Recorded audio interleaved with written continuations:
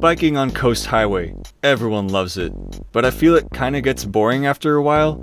San Diego County has much more to offer than just the beach, and there's definitely some good biking to be had inland. Today we're looking at one of my favorite routes, which features scenic views of another body of water, Lake Hodges.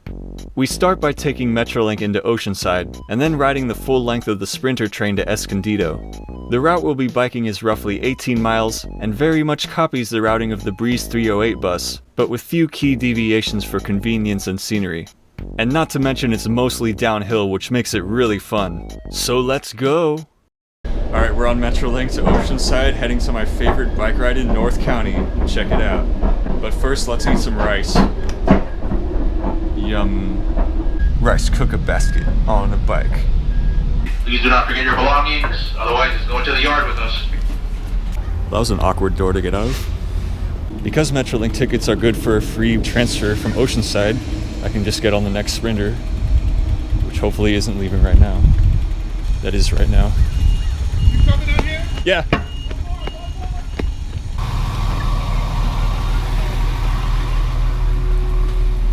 Oh yeah, ignore that long piece of steel tubing. I stopped at the metal store on the way to filming this, and it eventually became the handlebars of the replacement bike.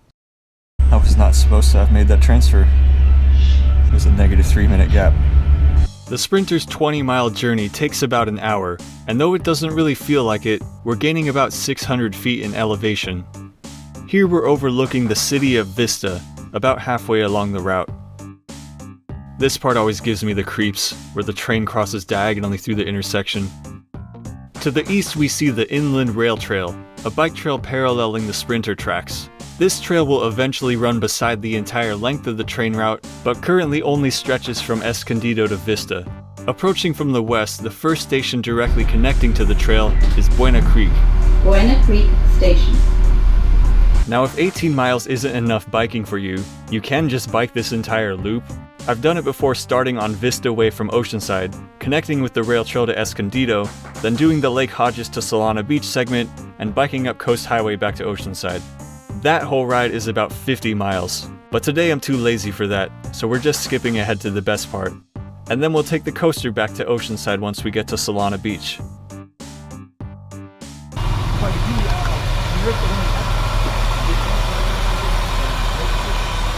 So we're gonna end up back on that street, but gonna take the nicer way that doesn't involve going through freeway interchange.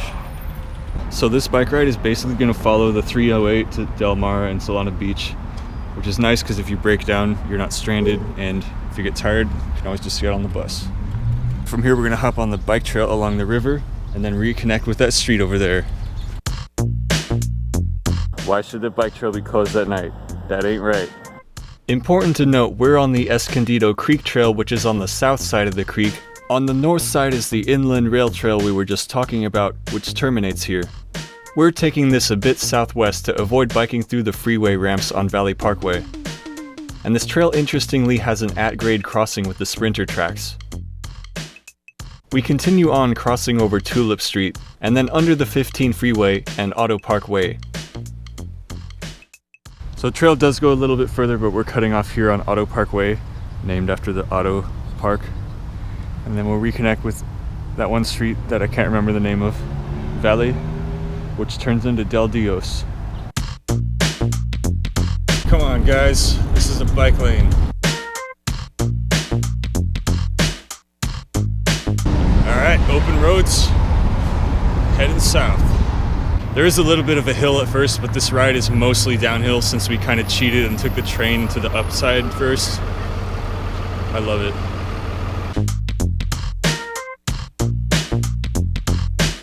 Alright, get a bit of downhill here.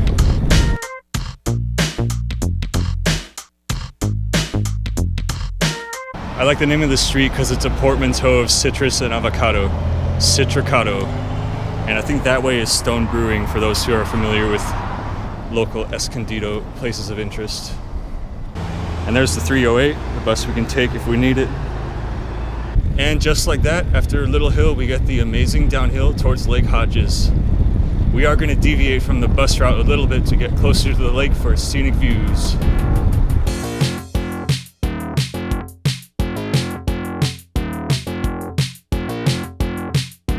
Now I actually meant to turn left at this signal, but I'll explain shortly. Watch out for falling rocks. Actually, we were going to turn on that street to go down that street. Now I meant to turn on via Rancho Parkway to Lake Drive, where here I turned on Date Lane to Lake Drive. The former just has a longer, more scenic, amazing downhill towards the lake, but we get to the same place regardless. I was supposed to turn at the signal where it says Felicia Park, but I would have ended up on this street except with a nice, more scenic tree-lined downhill, and then we'll keep going that way.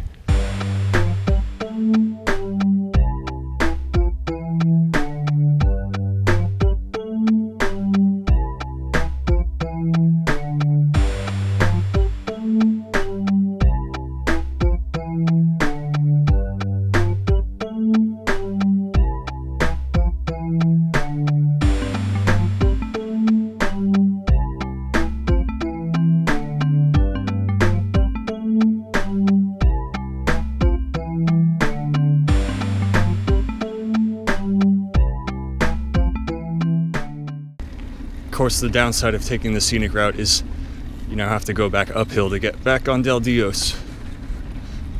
Alright, I have to walk. This is too steep. We will proceed with the rest of the downhill through the canyon. Free broken brake rotors. We're now back on Del Dios Road, and we can see we're back in line with the 308 bus. Road work ahead. Oh, there's road work ahead. We better block the bike lane.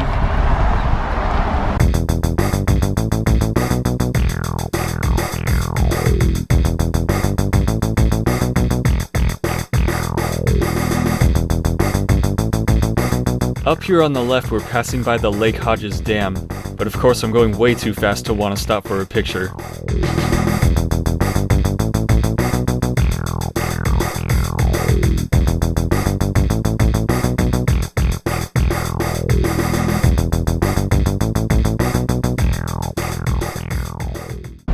Thanks for the reminder. If you look to the right on this stretch, you can see some old aqueduct stuff. It's really neat. Definitely not in use today because it's all damaged. Yeah, this thing. And if you can read that, Lake Hodges was built around 1920 and was significant in the development of Rancho Santa Fe, which we'll be passing through shortly. Yeah, then it flattens out here, and in a bit there's a fruit stand on the left, I believe. Yeah, fruit stand coming up. Bus! Stopped by the fruit stand, I figured I'd try the incredible tangerines. And Squashy Grapefruit approves. You like those tangerines, Squashy. Yes, I know technically this bike ride is along a treacherous highway, but it has a bike lane. It's really fun and really fun. It's a bit of an uphill towards Rancho Santa Fe, but then from there it's even more downhill and more good scenery through the river. Yum. Now it's worth noting that during that amazing downhill, there's a 4-mile gap between bus stops, so you've been warned. Rancho Santa Fe is named after the Santa Fe Railroad, who formerly grew eucalyptus trees here, only to find out their wood made inferior railroad ties. In the 1920s, the Santa Fe decided that subdividing the land and selling it to rich people was a better idea. So they created one of the most prodigious homeowners associations in California, where it's illegal to build a house that doesn't look like a Spanish mission, or something like that. Regardless, it's a really beautiful area to bike through. You can tell you're in a nice area when the bus stops look like this. I love it. Del Dios Road turns into Paseo Delicias as we enter Rancho Santa Fe's town center. We're here in what I understand to be downtown Rancho Santa Fe. The bus and most of the traffic go off on one of these streets right here, but the way I like biking is down this really twisty 2-lane road. I feel like some urbanist on YouTube is going to make a video about this place someday because it's one of the most unexpected, downtown areas in San Diego. Now another option from here is to turn right and take Linea del Cielo over the top of the ridge. There you can expect some more elevated views. I decided to take La Gracia down to Via de la Valle, which will take us all the way to Solana Beach.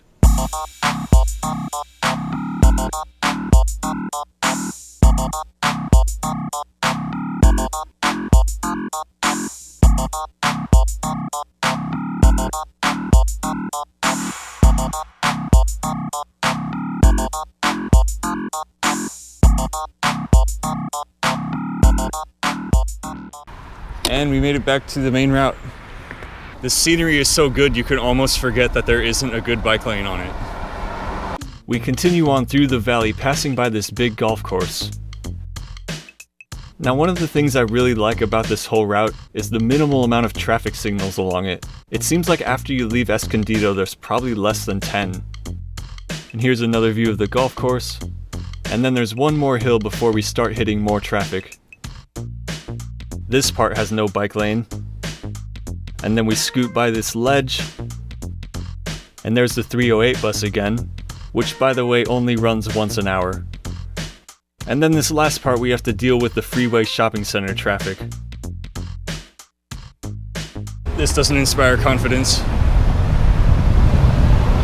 Death-defying freeway interchange sequence.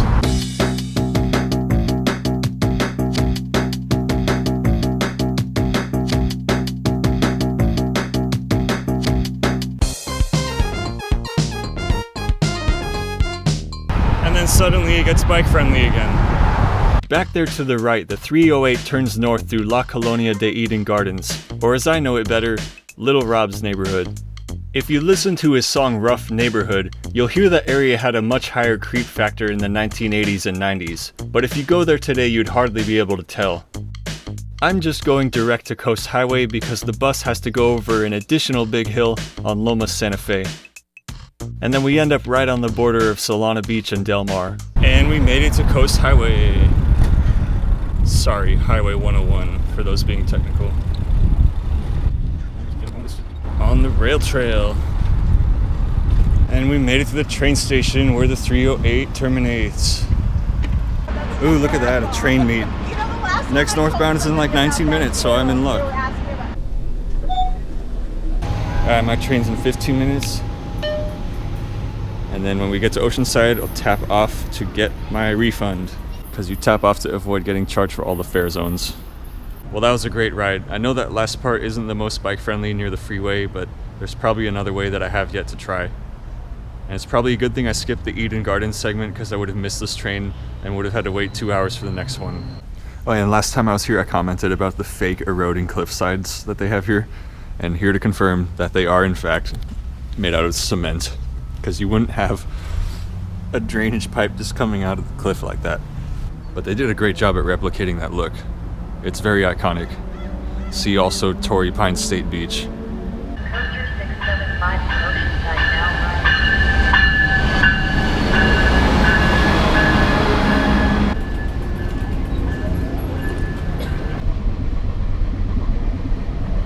And then we coast up the coast to Oceanside. We coast up the coast on the coaster to Oceanside. Coast up the coast to coast to Oceanside. Stop it. Get some help. Quick, it's a 4-minute transfer to Metrolink. Success. I suppose I could just get on the Sprinter and go do it again. Alright, let's see if we can make it. They had to put the trains at the exact opposite end of the station from each other.